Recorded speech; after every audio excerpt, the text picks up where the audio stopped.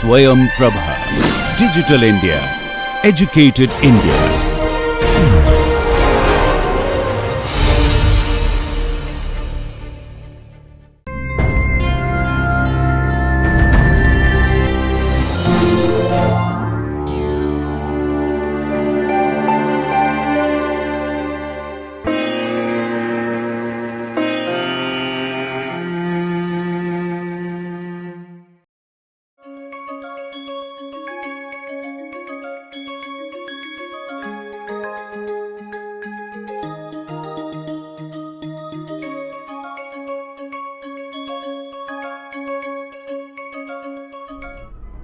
Hello, welcome to NPTEL NOC, an introductory course on Point-Set-Topology Part-II.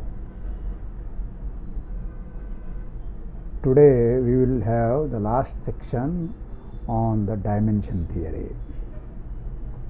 Module 44, local separation to global separation. Recall that our study of dimension theory began actually in the previous chapter with a discussion of separation properties which we have named S0 to S3.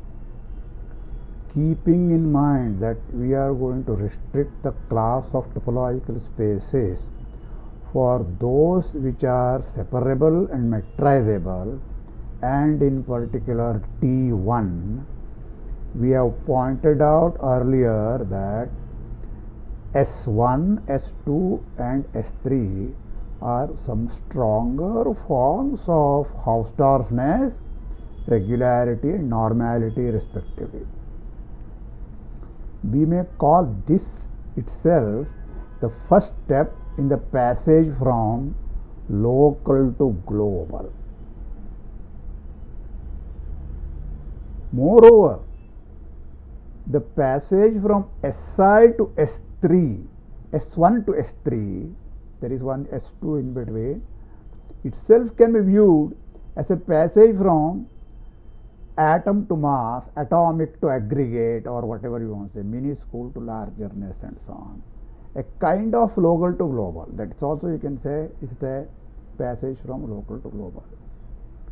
Recall that one of the first few results that we proved in the previous chapter is that Lindelof plus S2 implies S3.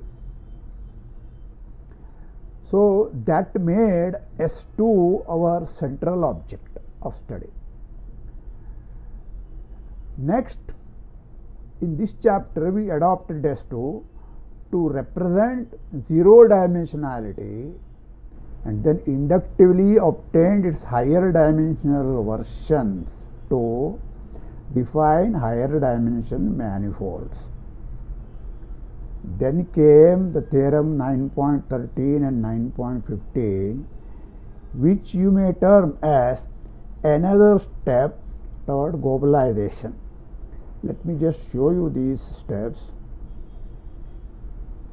So this was the theorem that if you have subspace of metrizable space, separable metrizable space, then X has dimension less than or equal to n if and only if given any closed subset C of X and a point outside, there is a closed subset D of X such that dimension of D is less than or equal to n minus 1 and X minus D is equal to A separated B. A and B are both open and closed subset disjoint with P inside A and C inside B.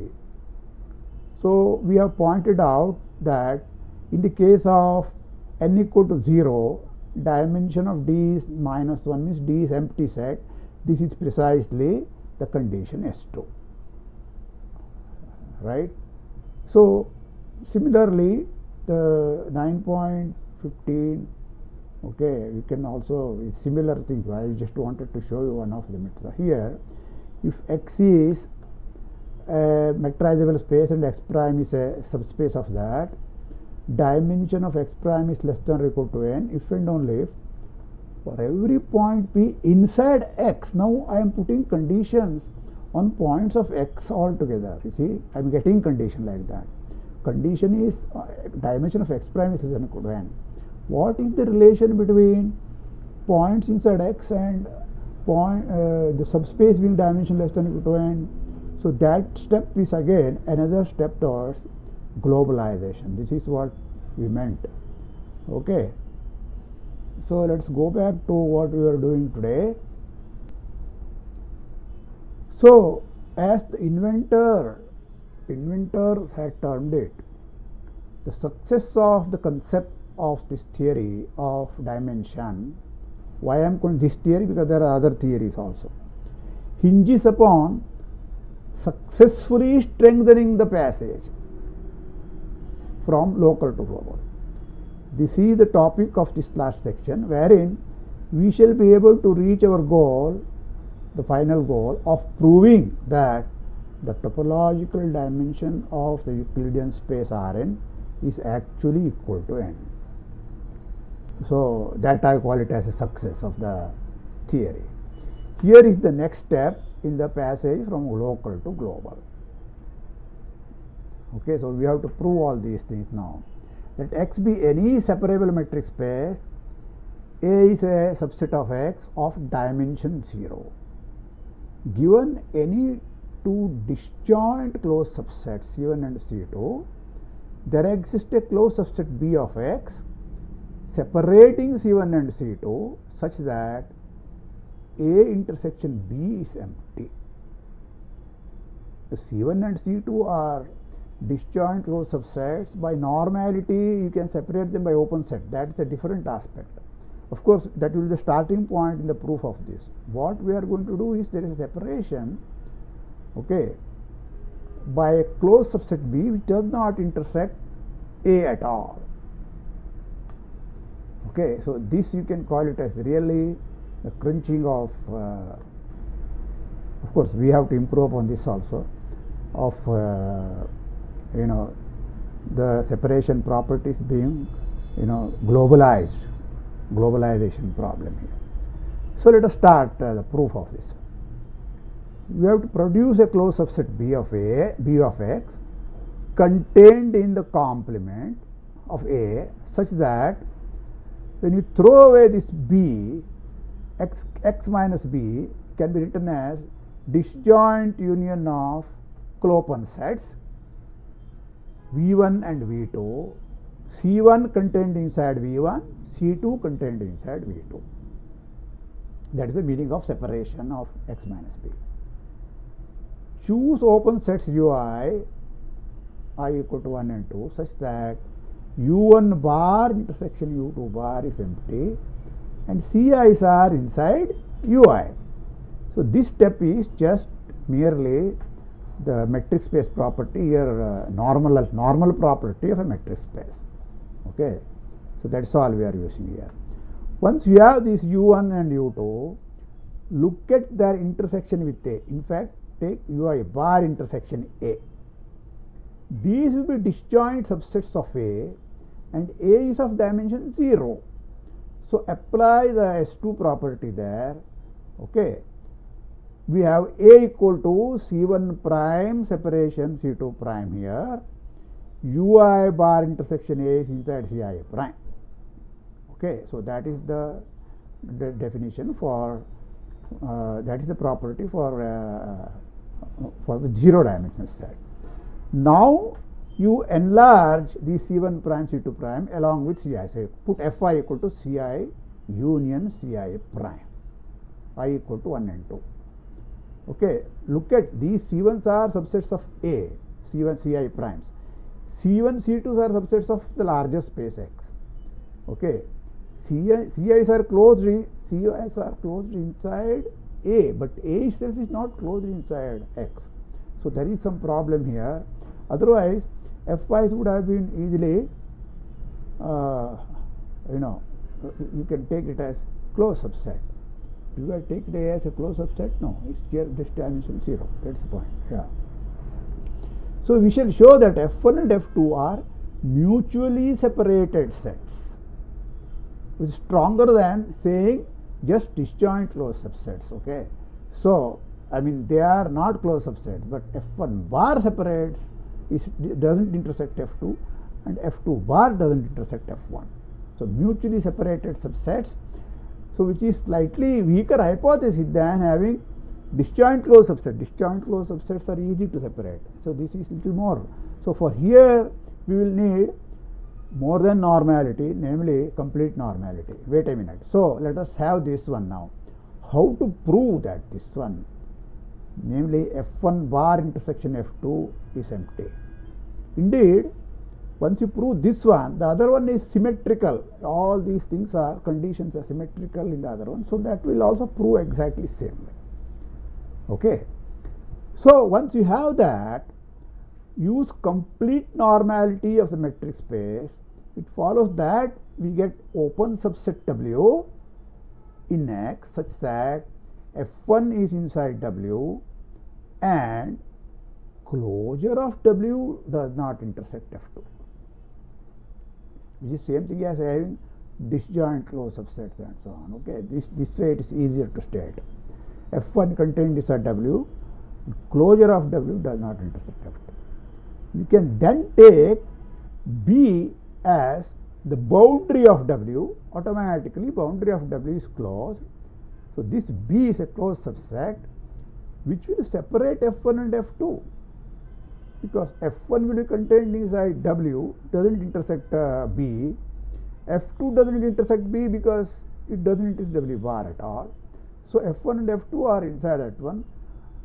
If you take W union complement of W bar, that will be precisely equal to the whole X minus boundary of W, namely X minus B. Okay. So moreover, if you look, yeah, that's what I have showed. B intersection A, okay, is empty, because why? I just why this is this I have not yet shown. What I have shown, F1 and F2 are disjoint from W. Moreover, we want to ensure that B intersection A is empty. But B intersection A, B is boundary of W intersection F1, union boundary of W intersection F2. Okay, because this entire A is union of C1 prime and C2 prime, and F1 and F2 contain C1 prime, C2 prime. So A is contained inside F1 union F2. Therefore, this intersection is intersection with F1, union intersection with F2. But both of them are empty. Okay, just now we showed that. So this B will serve the purpose. All right. So we have yet to find out that one. So here is the schematic picture of what is happening. Started with C1 and C2, which are disjoint closed subsets. These ellipses. Then enclose them in open subsets U1 and U2 such that closure of U1 and closure of U2 are disjoint. Intersected U1 with A, this is my, say A is of dimension 0, that is why I have shown like dot here. Okay. Intersect that with A1, so that you get some subset here like this. Okay, up to U1 here. Similarly from here to here. All right. So they are disjoint inside A and they are disjoint closed subsets. So you can separate them by C1 prime and C2 prime. So C1 prime and C2 prime may go out of U1. You see, they may be out of this one. So here it might come even out of U2 also, here to here and so on. So of course this dot ellipses indicate that after all an open subset of A is nothing but some open subset inside X intersected with A. So that is what I have shown here. Then I put F1 equal to C1 union this C1 prime up till here, C2 union C2 prime up till here. I have to show that they are mutually separated. In the picture it's obvious. You can't use the picture to prove a theorem. Okay, you can take the help, but finally everything should be purely logical. And finally what we want is this green thing W such that its closure okay, does not intersect this F2, C1 prime union C2 prime. And this boundary, if you take boundary, if you throw away that, you get a separation.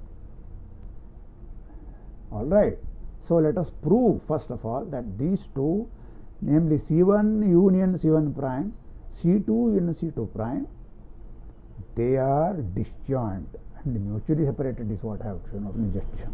So let us do that. So it remains to prove 31. 31 is that this F1 bar intersection F2 is empty. Okay, the other one is similar. So by symmetry it is enough to prove that F1 bar intersection F2 is empty. First of all, F1 bar, F1 itself is C1 union C1 prime. Therefore, F1 bar denotes now, everything denotes happening inside X. Okay, closures are inside the whole space X. F1 bar is C1 bar union C1 prime bar, because it's just a union of finite union. But C1 is already closed, so it is C1 union C1 prime bar. Therefore, it is enough to check that C1 intersection F2, okay, this is C1 intersection F2, and C1 prime intersection F2, they are empty. Then F1 bar intersection F2 will be empty. So this is the first step. I have to show these two things now. Just to show one of them, I have to show these two things. Okay. So let us see. Now C1 is inside U1 by the very choice U1. U1 is an open subset containing C1. Hence, C1 intersection A is contained in U1 intersection A, contained in U1 bar intersection A, but U1 bar intersection A is C1 prime. Okay, and hence C1 intersection C2 prime is contained inside C1 prime intersection C2 prime. Okay, just now C1 intersection A is already in C1 prime. C1 intersection C2 prime is inside subset of A, so I can take intersection with A itself. So that is contained in C1 prime intersection C2 prime, and that is empty to begin with. Okay, so instead of C1 intersection F2, I have looked at C1 intersection C2. F2 has two parts, right? What is C2 and C2 prime? The C2 prime, okay, so C1 intersection, what we do here, C1 intersection F2 will be C1 intersection C2, which is empty, C1 intersection C2 prime. Okay, so this intersection is now C1 intersection C2 prime. Now what is happening to this one? So C1 intersection C2 prime is again A intersection C1 intersection C2 prime, everything happens in C2 prime. A intersection U1 bar intersection C2 prime, because C1 is contained inside U1 bar. Okay, so but that is contained in C1 prime intersection U prime, so that is empty. Okay, so I am more or less repeating this one here. Alright, next, to show that C1 prime intersection F2 is empty. Okay, so how do you show? There are two parts. F1 bar has two parts, right? One we showed. The second part is this one now. This one we have to show. For each x belonging to F2, we shall produce a neighborhood of x which does not meet C1 prime. Then it follows that that point is not in the closure of C1 prime, because a whole neighborhood doesn't intersect that. If x is inside C2, there are two parts to F2. One is C2 and another is C2 prime. If it's C2, you can just take V equal to whole of this U2. For all the points inside C2, take just V, because V, which is equal to U2 here, contains the whole of C2. Okay, and then U2 is not intersection C1 prime is empty, right? So U2 intersection A, which is contained inside U2 bar intersection A, that's contained inside C2 prime, and hence u2 intersection c1 prime is u2 intersection a intersection c1 prime, which is contained in c2 prime intersection c1 prime, that is empty. So method is the same, but argument are something different. That part takes one part. If x is in c2 prime, then what do? But c2 prime is an open subset of A. It's actually closed subset, right? Because separation. Okay, c2 prime is also open inside A. So we get an open set V. This time it's a different V I have to choose. Okay, so this V is inside X open such that V intersection A is this c2 prime open subset of A. Then what happens? V intersection c1 prime is V intersection A intersection c1 prime, that is c2 prime intersection c1 prime. Okay, that's contained inside that one. So that is also again. So separately we have shown that c1 prime intersection f2 as well as c1 intersection f2 are empty, which just means that f1 bar intersection f2 is empty. Similarly, f1 intersection f2 bar is also empty, and that completes the proof. Now we can state a more pliable statement and easy to remember statement. Start with any separable metric space, take a subset of dimension less than or equal to n, where n itself is finite. Of course, I assume bigger than or equal to 0, because if A is empty, there is no statement. Those things we have seen already. So given any two disjoint closed subsets C1 and C2 inside X, there exists a closed subset B of X separating C1 and C2 such that the subset A intersection B, okay, has dimension less than or equal to n minus 1. Okay, so from 0 dimension we have come to arbitrary dimension here now. Okay, so how do we do that? Of course, X is a metric space. There exist open subsets U1, U2 such that Ci's are inside Ui, I equal to 1 and 2, and intersection U1, U2 is empty. This is normality, because C1 and C2 are disjoint closed subsets. Now, suppose n is 0, this n is between 0 and infinity, right? So n is 0, there are two cases to be handled. If A is empty, in which case we can take B equal to U1 union U2 complement, that's a closed subset, and X minus B is just disjoint union of U1 and U2 over. Okay, that's what when this is 0. Otherwise, dimension of A is 0, it cannot be minus 1, okay, in which case the first earlier lemma which we did just now, that will give you the required result. So we have the inductive hypothesis here. Now suppose n is bigger than 0.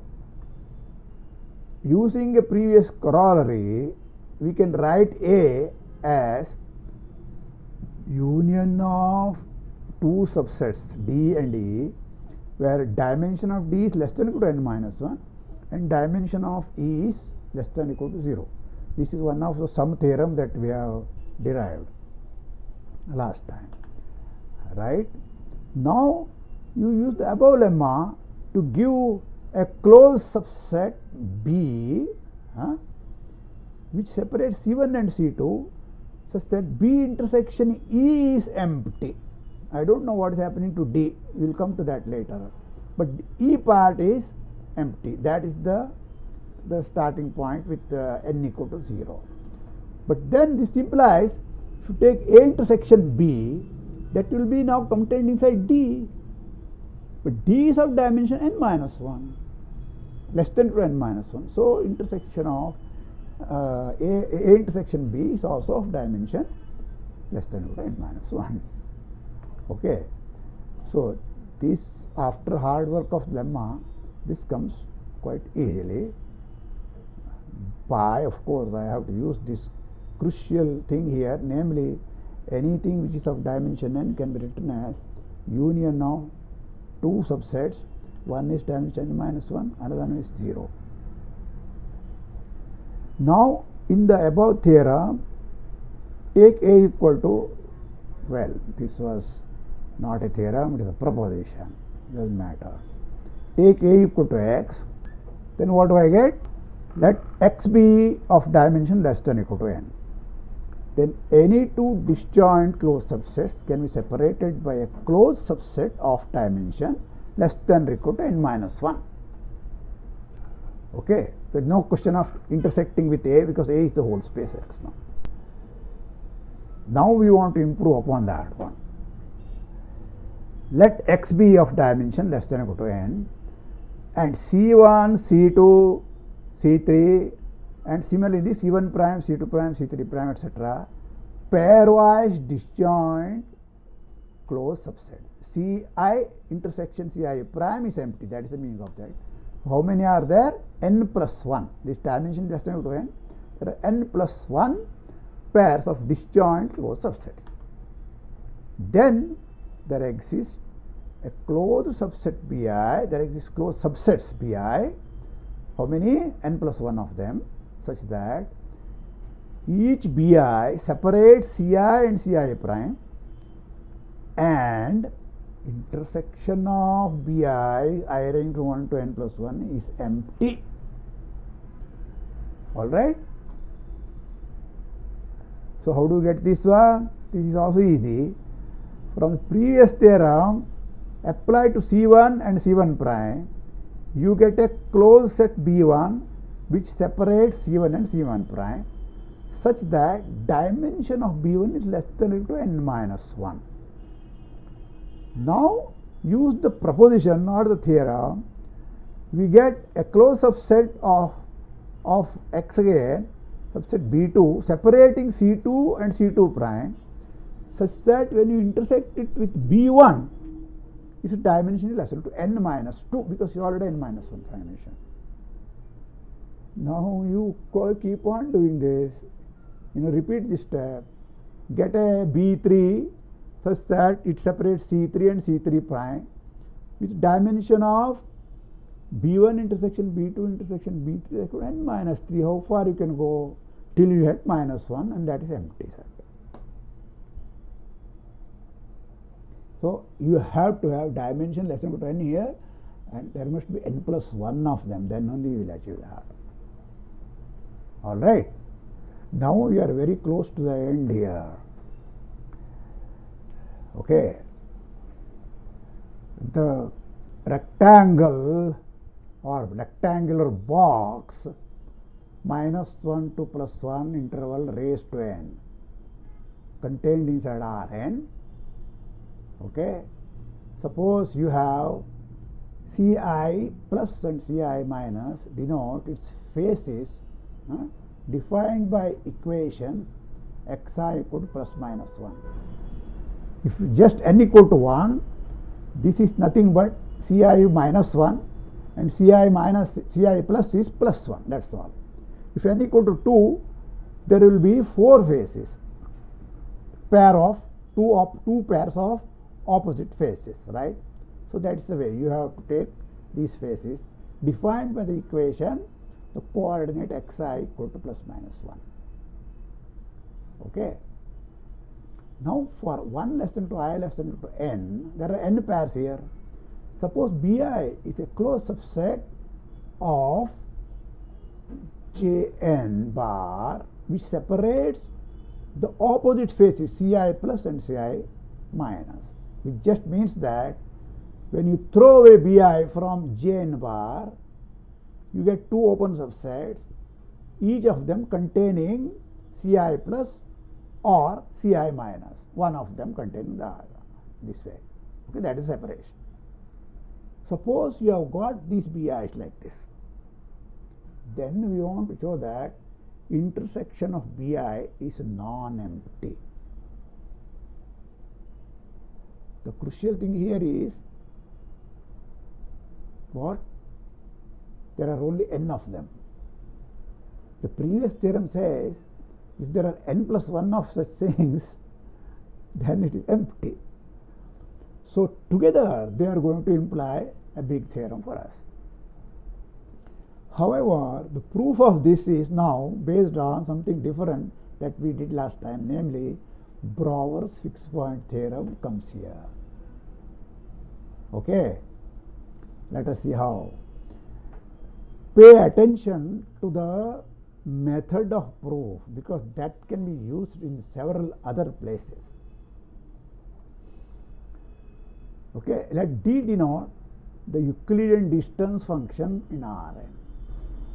For each x in ui plus, I have orally told you what are ui plus here. Ui plus is what? The open subset containing ci plus, and this one is containing ci minus, ui minus ci minus. Okay, for x belonging to ui plus, let pi be the root, be the foot of the perpendicular from x to ci minus. So this is one of the faces. So go all the way to ci minus from ui plus. Don't change the ith coordinate, that's all. The pi and x have the same ith coordinate. It's the foot of the perpendicular from x to this plane.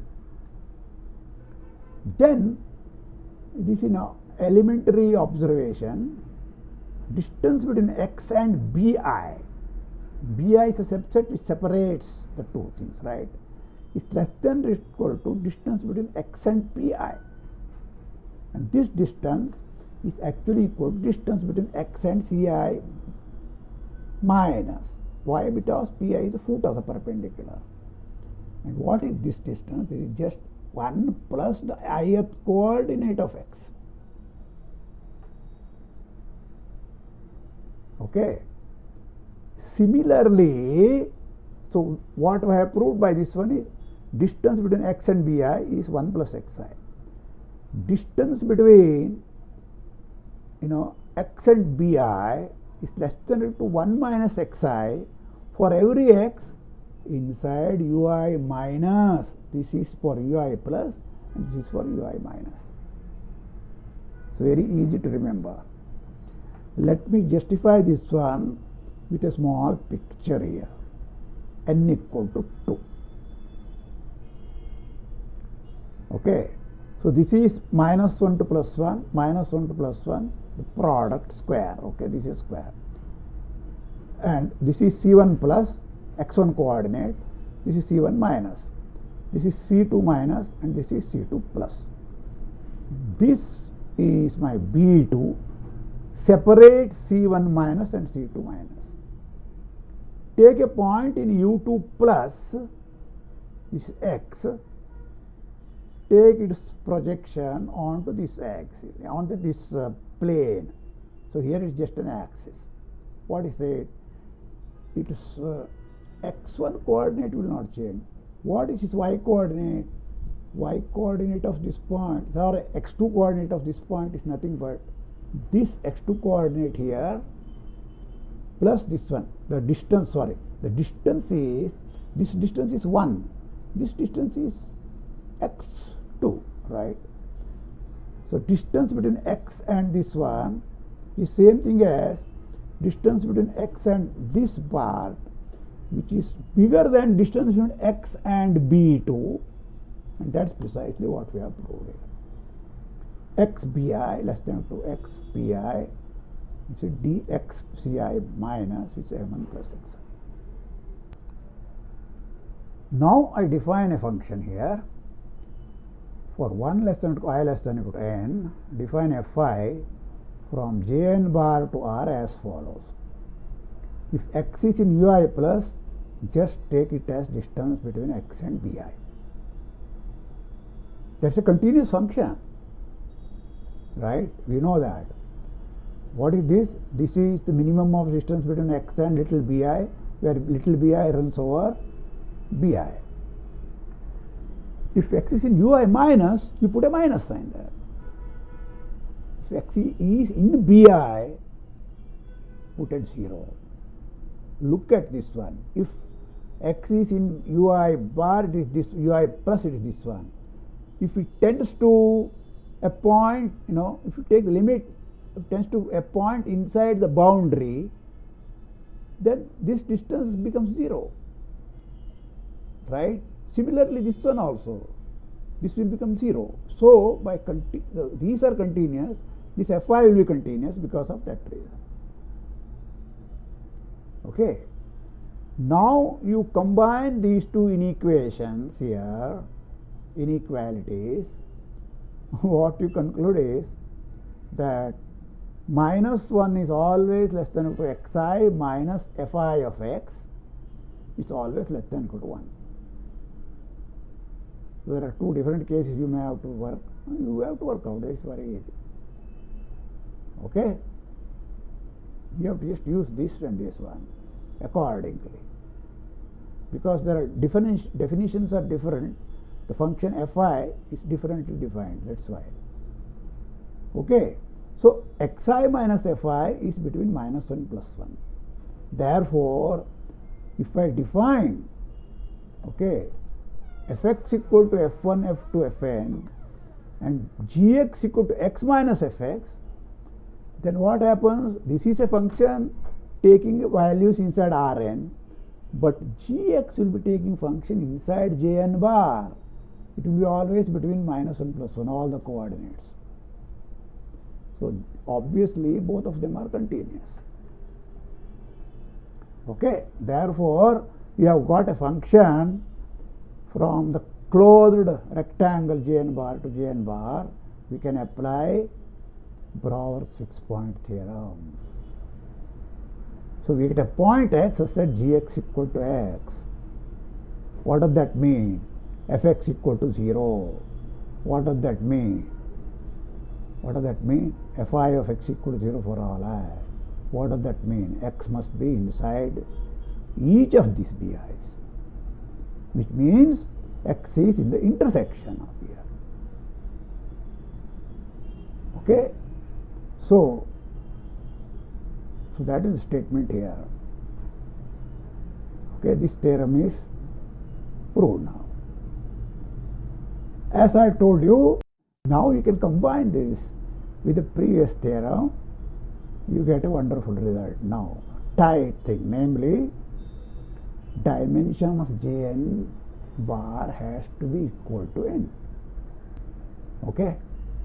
Let me go through this one. It's not so clear. If not, dimension is always less than or equal to n because of what? We know that this part we have already proved. Okay, dimension of Rn less than or equal to n, and this is a subspace, so that part we have already proved. So dimension must be less than or equal to n minus 1. As soon as n minus 1, by our theorem 9.38, whatever we have proved today, it means that for each I, 1 less than or equal to I less than or equal to 1, there exists n closed subsets Bi which separate Ci plus and Ci minus, such that the intersection is empty. But Brouwer's fixed point theorem applied just now to the previous theorem says this is non-empty. So that's the contradiction to this theorem, right? 9.39. Therefore, dimension is tight. It has to be equal to n. Rn being a larger subspace of containing Jn bar already, so this dimension is also n. All right. So we have proved that not only this one, you can take now any open subset, take any open subset which is homeomorphic to some Dn, Gn bar and so on, contains something, etc. Right? Any open subset will contain some copy of this one. Therefore, all open subsets will be of dimension n inside Rn. All non-empty open subsets, of course. So here is a remark. Topological dimension, whatever you have defined, okay, is invariant for the class of separable metrizable spaces. we have not defined it for arbitrary spaces. That is one point you have to remember. Thus, we may also conclude that the Brouwer's invariance of domain, which is a weaker form of this one, weaker form of BID. So I am going to give that, namely Rn and Rm, if n is not equal to m, cannot be homeomorphic because we have just shown that dimension of Rn is n, dimension of Rm is m, but dimension is a homeomorphism invariant. Okay, this is a weaker form of Brouwer's invariance domain. Of course, the real Brouwer's invariance of domain is the following, which is a stronger form of this one, namely take any two non-empty subsets of Rn. Suppose they are homeomorphic. Then if one of them is open, the other one is also open, and that is why the name invariance of domain. The word domain was used more often than just open subsets in the older days. So being open is the same thing as being a domain, and that is an invariance. So that is why it's called invariance of domain theorem. Okay. Unfortunately, we are not able to touch this one. So we have come very close, but there is still a big gap here. Okay. So the proof of this will take us much deeper into dimension theory, which is beyond the scope of this course. The original proof due to Brouwer uses another topological dimension theory, namely Lebesgue covering dimension. In modern times, it is fashionable to prove this using homology theory. So there are many proofs of this great theorem. For a proof using only simplicial approximation, which is actually part of it is there in Hurewicz-Waldman implicitly, you may see my book. So here is a easy exercise for you. Deduce 9.42 from 9.43. Namely, this I said is this stronger form I said. Why? So you assume this and prove this one. Okay, we have proved it using the whole thing, using all our first two different chapters that we have studied so carefully. But assuming this, you prove this one. That is your exercise. Okay. All right. So next time we will start a new topic. Thank you.